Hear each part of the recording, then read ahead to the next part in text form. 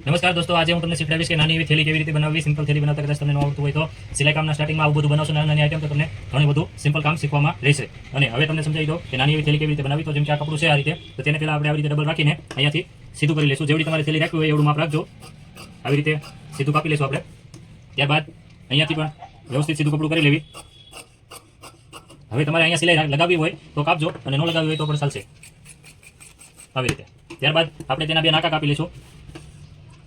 આવી રીતે બે પટ્ટીઓ કાપી લેજો એટલે તેમાંથી બે નાકા થઈ જશે.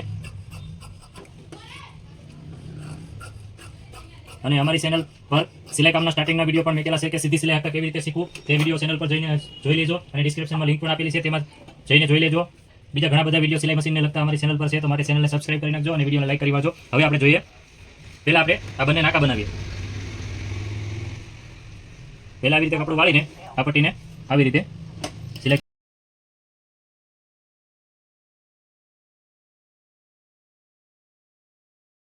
અને તમને મશીનમાં દોરો પરોવતા કે સોય ચડાવતા કે એવું કંઈ ન આવડતું હોય, બોબિન દબી ચડાવતા એવું કંઈ ન આવડતું હોય, તો તેની માટેના વિડીયો પણ ચેનલ પર અપલોડ કરેલા છે, માટે જોઈ લેજો. હવે આપણે આ જે થેલી છે, થેલીની લંબાઈ આ રીતે આપણે રાખેલી છે. ત્યાર પછી હવે આને ઉપરથી આપણે બોર્ડર બાંધશું. તો તેની માટે અહીંયા નિશાન કરી લેવી આ રીતે, અને એટલી આપણે અહીંયા બોર્ડર વાળી વાળશું. આવી રીતે આ છેકો છે એ રીતે.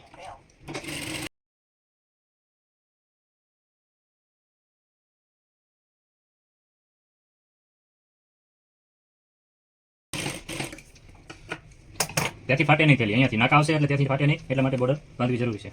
હવે આપણે અહીંયા ફરતી સિલાઈ લગાવી દઈશું. ખાસ કે આ જે અવળો ભાગ ઓટેલો હોય તે બહાર રાખવો બંનેમાં, અને હવળો ભાગ હોય તે અંદર રાખવાનો.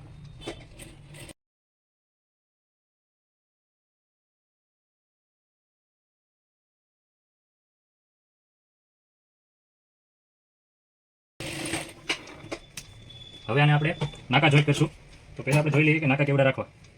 થેલીની સાઈઝ મુજબ નાકા કેવડા આવશે તે જોઈ લઈએ. તો આવડા નાકા થેલીની સાઈઝ મુજબ બરોબર છે, તો એટલું હું અહીંયાથી કાપી નાખીશ. અને બંને નાકા સરખા પણ થઈ ગયા. જો તમને એમના અંદાજે ફાવે તો અંદાજે પણ નાકા લગાવી શકો છો, અથવા નાકા કઈ જગ્યાએ લગાવો તેનું નિશાન કરીને લગાવજો.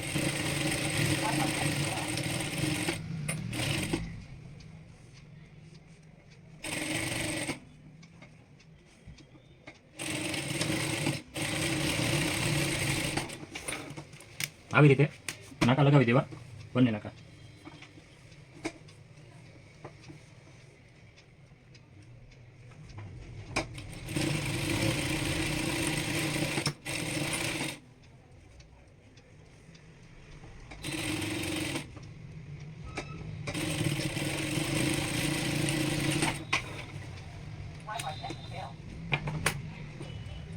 હવે આપણે આ થેલી તૈયાર થઈ ગઈ છે, માટે આવી રીતે સિમ્પલ થેલી તમે સિમ્પલ રીતથી બનાવી શકો છો.